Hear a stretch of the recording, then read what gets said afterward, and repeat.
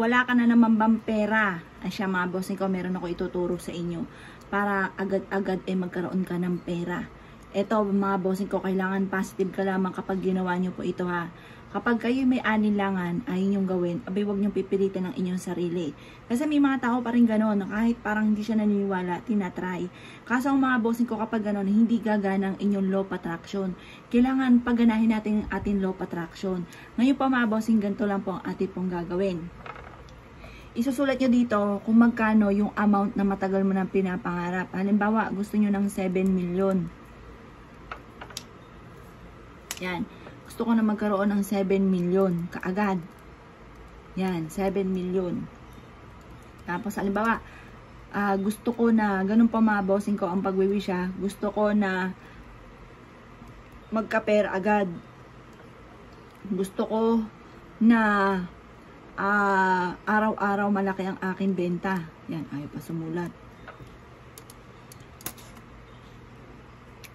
Gusto ko na araw-araw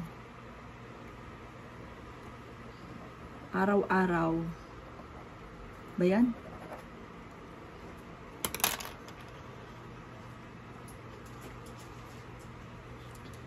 Yan. Araw-araw, ano ba? Ipagtatapo na yung hinayupak na yan. Araw-araw, yan. Malaki ang aking benta. Benta sa aking negosyo. Ganyan yung mga pag-wish mga bossing. Tapos, halimbawa, meron kang matagal ng utang, sabihin niyo po dito makakabayad na ako. Or kaya po, sabihin niyo po dito, sa numero na aking tinatayaan, dito ako'y mananalo ng jackpot. Ganun pa mga bossing kung pag-wish ha, huwag kang gagamit ng sana. At pagkatapos nyan mga bossing ko, ang gagawin po natin,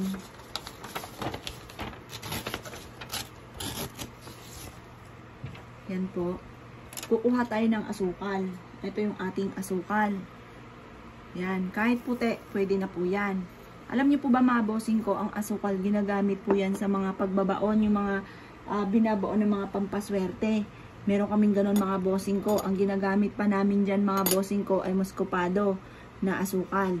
Ang asukal mga bossing ko, para yan sa kasaganahan. Kaya dapat meron kayong asukal sa inyong hapagkainan. Huwag kayong magpapawala nito. Ngayon pa mga bossing ko, ang gagawin lang po natin, ganyan nyo po siya. Tapos susunugin natin to mga bossing.